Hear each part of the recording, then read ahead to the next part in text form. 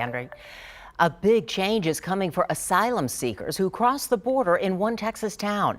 The government is sending them back to Mexico. It's an expansion of the controversial Remain in Mexico policy. Eyewitness News reporter Vanessa Croy spent the day in Laredo to show us the changes that took effect today. At the Catholic Charities Transition Center in Laredo, migrants receive clothing and other necessities before they leave for their next destination. The cities across the U.S. where they are required to report for their immigration hearings. More than 200 people are arriving here every day. I see the perseverance and I see these people, they want a better life, so they're going to do whatever it's in their hands to give and provide that better life, not only for them, but for their children too.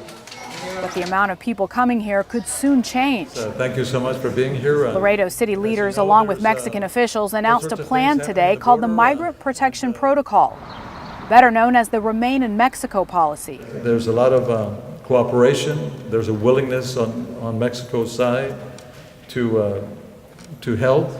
Through the plan, migrants who are seeking asylum would now stay in Mexico while they wait for their immigration hearing. Officials said a tent will house the video conference immigration proceedings just feet away from the bridge in Laredo.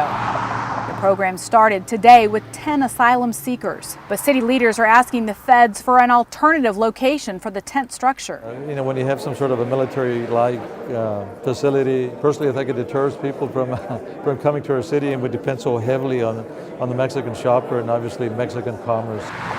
Officials say the shelter in Nuevo Laredo is at capacity right now at 3,000, and they're trying to find other options to create more space. Alternatives by way of maybe work or going back to their countries of origin. So in other words, to make space.